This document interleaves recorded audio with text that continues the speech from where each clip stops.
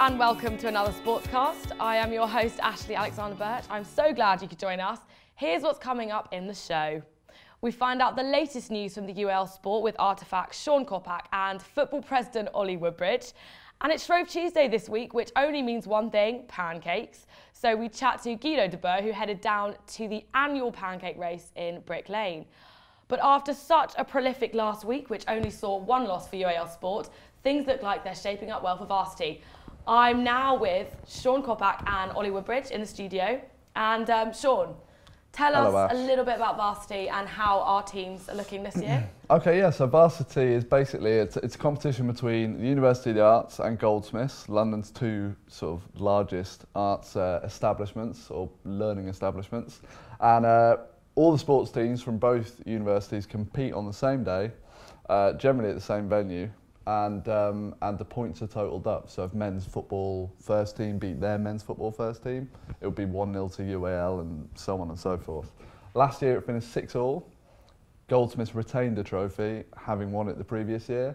But going into this year, there's a lot of positives. Rugby, netball and men's football men's football first team are well on course to win their leagues. I was going to say, are our teams looking strong? Are we looking better than last year, do you think? Well, it's sort of mixed. The football team struggled last year in Varsity, but all three squads, as Ollie will no doubt tell you in a minute, have got a lot stronger. Hockey, who won all their fixtures last year, both the teams, unfortunately, men's and women's, are struggling this year. So it'll be interesting to see how they get on in Varsity. Netball, you can always rely on points from netball, can't you, Ash? And finally, rugby, yeah, looking great. Well, that's great. And Ollie, being football president, indeed. How's this season gone for you? And are you excited about Varsity? Season couldn't have gone better, truth be told. Like, we came in at the beginning of last year, and we've just continued the success that we had from last year, and we're just trying to build on that. Varsity for us has for the last 2 years been a bit of a difficult day. Haven't picked up all the points that we maybe should have. But it's that, how do you perform on the day? It's a couple of things that go in our favour. One is that our second team have actually played Goldsmiths already this year, beat them in the cup, our very first round of the cup, on penalties, so that's done. They will be looking for revenge on that, of course. But also that a lot of our guys, we've done this a few years now. In fact, most of us, a lot of the guys will be leaving at the end of this year. So the pressure is on, not only because of, obviously, our record, as Sean alluded to, isn't fantastic. And we definitely do need to be picking up points. And it's not just Sean that's reminded me of this over the course of the last month or so. Everyone is hammering on, which we're well aware of. But also that a lot of us are leaving. And this is our finale. And it's how you turn up on the day. This is our cup final. Oh, it's everyone's cup final. But ours in particular. Yes, I want a prediction from both of you. What do you think the outcome of this day is going to be? Honestly, watching your teams this term, last term. Well, football-wise, I don't want to put any more undue pressure on my guys. But we're looking for 2 out of 3. And really, what we're looking for is obviously our first team. It's the last game. It's the last fixture of Varsity. It's the final hoopla, if you like. Everyone's watching that game. If we can get a win on that big pitch, that'd be fantastic. So maybe our first winning, especially if they're about to win the league, or fingers crossed win the league. Don't want to jinx you boys, but let's hope so. We're looking for 2 out of 3 at a minimum. I think I'm going to go out on a limb.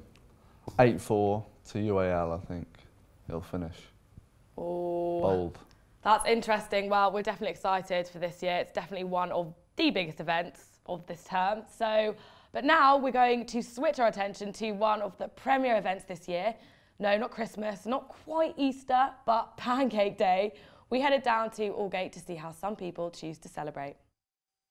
Hello, my name is Guido de Boer for Artefact Sport, and today it's International Pancake Day. I've come down to Brick Lane where the annual Pancake Day race is held, and we're here to see what it's all about.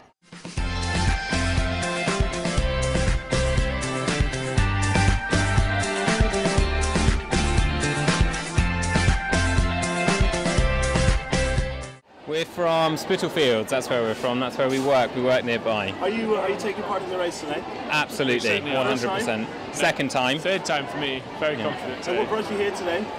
Well, it's for a good cause, so we're going to be making a donation afterwards. And competition. 100% competition. We're down here to support London Air Ambulance because a friend of ours had an accident before Christmas and they saved her life, basically.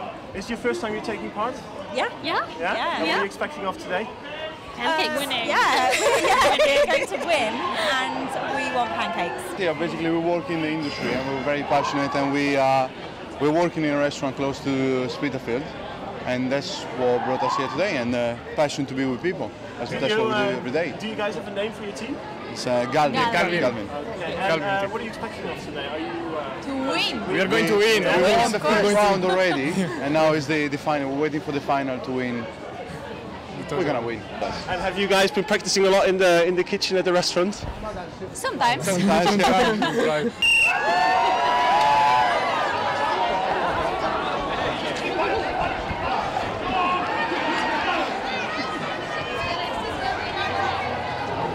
Oh, it was very good. Yeah? It was exciting.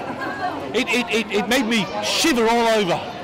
Excited for next year again? Oh yeah, Yeah? Can't wait for next year. It was fun, Yeah? great fun, because it's lovely to see everybody coming and participating and joining in and raising funds for London's Air Ambulance. It is the one service that rescues Londoners from terrible accidents. It's run by a charity, it's not run by the state, and they have to raise funds for another helicopter. Well, there's been pancake races in this country for over 500 years. It's a tradition whereby people fry up all their eggs and fat before Lent, which is a Christian festival. The idea of a race began because one lady, she was late for church, so she ran with her pancake to the church. We're an arts organisation, and we were charged with responsibility for helping to raise the profile of this area once the old fruit and vegetable market moved out.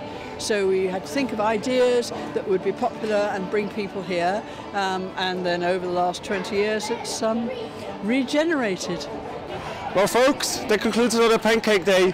This is Guido Boer reporting for Artefact Sport. I am now joined by Guido in the studio. So tell me, how did the event go? The event went really well. If I have to make a rough estimation, I think about 500 people came down yesterday for the pancake relay race. It's not a thing you come across every day in London, of course. All for a good cause. The London Air Ambulance, different teams sign up for this event. Some to actually win the race. There was an award for best dress, and everyone was there, yeah, of course, to raise money. 500 people, that's a lot. What was the atmosphere like? Atmosphere was great. Very, very friendly. People of all ages, very international community there yesterday. Very lucky with the weather as well, which was great. Atmosphere, yeah, couldn't be better. Was it a lot of families with their children racing, or was it predominantly adults? A mix, great mix. You had some kids teams, you had adults, so yeah, everything. And did you pick up any tips on how to make fantastic pancakes? Well, it was quite funny. There was a team from a local restaurant in the neighborhood, and they signed up all together, and they'd been practicing in the kitchen during their work hours. I'm not too sure if their boss was very happy with that, but yeah, they had quite a few hours before the race actually started. Well, that's great. It sounds like a fantastic event to be part of. That's all we have time for today. Thank you to all of our guests, and please remember to check out artefactmagazine.com/sport for more university and national news. I'm Ashley Alexander Birch, and we'll see you next time on Sportscast.